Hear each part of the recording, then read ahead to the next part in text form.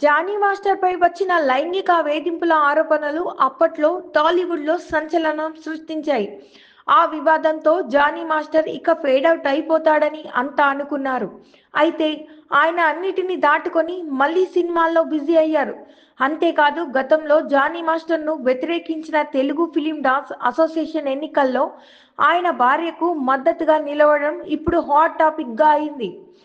Telugu film dance association ఎన్నికల్లో ప్రముఖ choreographer Johnny master భార్య సుమలత అలియాస్ ఆయేషా ఘన విజయం సాధించారు.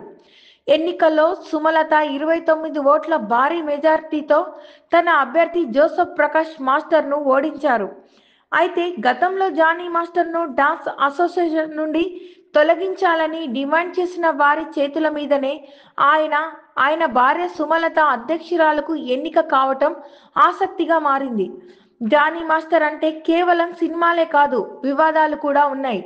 జానీ మాస్టర్ పై గతంలో ఆయన దగ్గర కొరియోగ్రాఫర్గా పనిచేసిన శశివర్మ లైంగిక ఆరోపణలు చేశారు.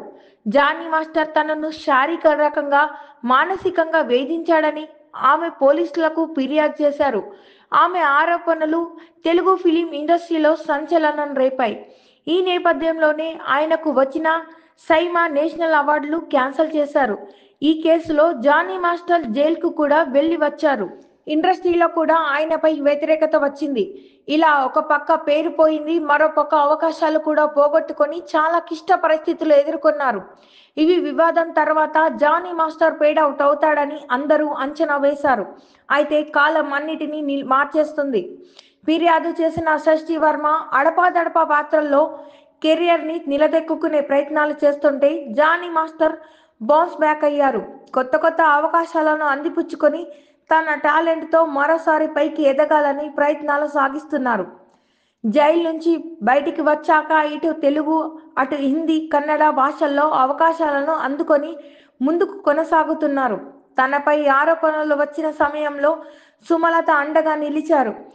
మానసికంగా ఎంతో ధైర్యాన్నిచ్చారు.